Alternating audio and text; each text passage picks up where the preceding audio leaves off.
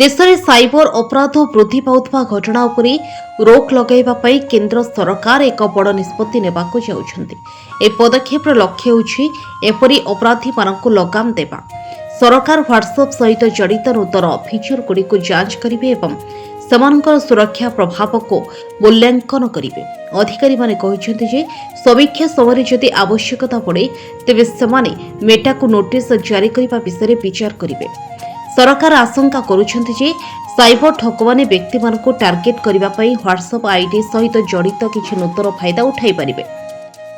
ସରକାର ଏହି ମାମଲାରେ ସୁରକ୍ଷା ଏବଂ ଗୋପନୀୟତା ସମ୍ପର୍କରେ ଏକ ପୁଙ୍ଖାନୁପୁଙ୍ଖ ସମୀକ୍ଷା କରିବେ। ଉଦ୍ଦେଶ୍ୟ ହେଉଛି ଅନଲାଇନ୍ ଠକେଇ, ପରିଚୟ ଚୋରି କିମ୍ବା ଡିଜିଟାଲ ଠକେଇ ପାଇଁ ଏହି ବୈଶିଷ୍ଟ୍ୟଗୁଡ଼ିକର ଅପବ୍ୟବହାର କରାଯାଇପାରିବ କି ନାହିଁ ତାହା ନିର୍ଣ୍ଣୟ କରିବା। ଠକେଇ କିମ୍ବା ଅସଦାଚରଣର କୌଣସି ଘଟଣା ସାମ୍ନାକୁ ଆସିଲେ ଉପଯୁକ୍ତ କାର୍ଯ୍ୟାନୁଷ୍ଠାନ ଗ୍ରହଣ କରାଯିବ।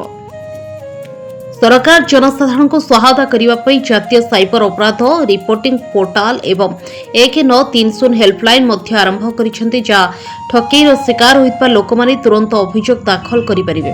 ଅଧିକାରୀମାନେ କହିଛନ୍ତି ଯେ ତୁରନ୍ତ ଅଭିଯୋଗ ଦାଖଲ କରିବା ଦ୍ୱାରା ଟଙ୍କା ଫେରି ପାଇବାର ସମ୍ଭାବନା ବୃଦ୍ଧି ପାଏ। Bureau report, Odisha 19।